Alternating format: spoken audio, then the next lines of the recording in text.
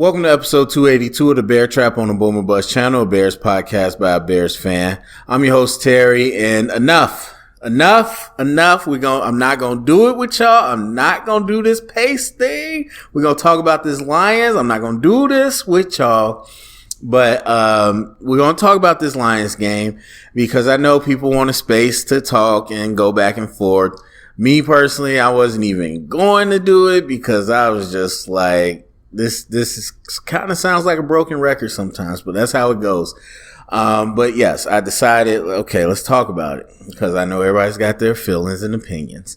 But yeah, it came down to some of the stuff we've seen before, but the issue with me is that it's against the Detroit Lions. I know it's a divisional opponent, I know, but it's the Detroit Lions. And to put forth the effort we did, it was a little difficult. But this Bears team, the Bears team loves showing the true colors because I continue to say certain things, and then people just, no way, nope. And then the Bears just go out and prove it because every time I say, hey, it's everybody. It's a collective issue here.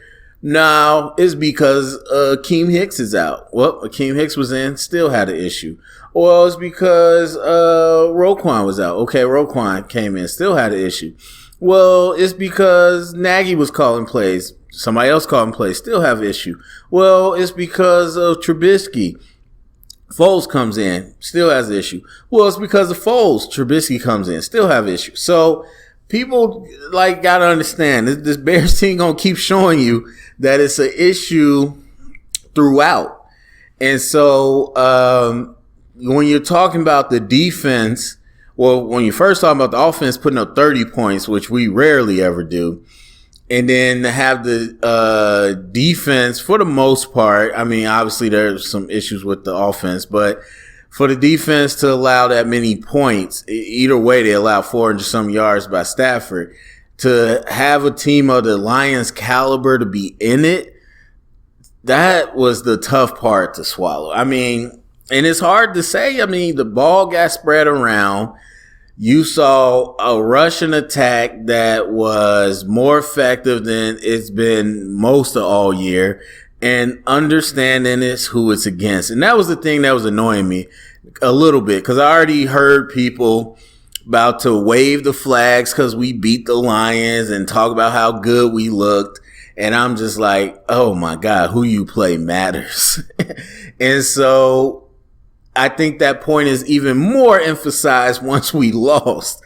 And so, but again, the run attack, the passing attack, spreading the ball around, the first downs, like all that, it was in motion, the points you put up. And so it's hard to really do what you typically do. I mean, because like last week, I was like, well, offensive line had really good pockets. And guess what? Trubisky still messed up. Well, no, man, they still suck. I'm not talking about if they suck. I'm talking about the results you got in the context was still a problem. But no, man, they suck so bad. They did this against this team. So now we're going to focus on everything but what we're talking about. And that's the same thing with this game where it was like, you can't sit here and say the offense was ineffective.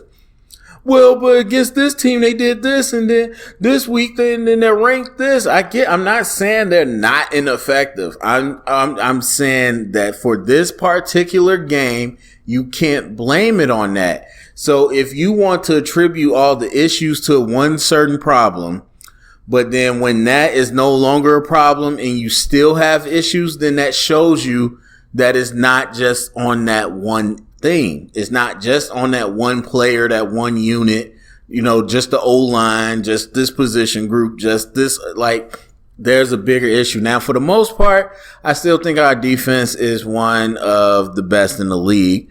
But as I've said during the game As I said last year, as I said before Matt got here, as I said before we signed Robert Quinn, as I said after Robert Quinn, our pass rush is lacking.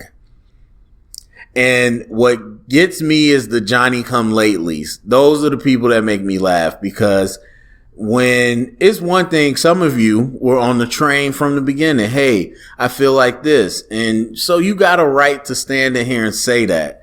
But a lot of people were the ones defending everything. No, you're wrong. You know what I'm talking about. Or I think they're going to do this and that. And that's fine.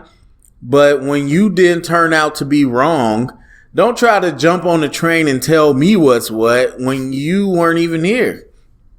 And so there's that part. But those are the ones that make me laugh, because I've been saying this for a while, and some other people have too. But I'm like, our pass rush is lacking. We're top 10 in sacks. What are you talking about? I'm like, it ain't what you do, it's how you do it.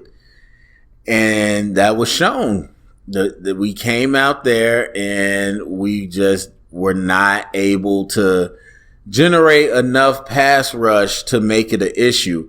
Now, I still think our coverage is pretty good, so I'm interested to go to the film to see what happened. But even when there's many games when we didn't get pass rush, or when we had coverage sacks, because the coverage was doing so well. So I'm interested to see. Now, one thing I knew was that Hawkinson was going to be able. They scheme up the tight end well against us. And as much as Trevathan has gotten back to some of his form, I knew we were still going to have issues with it.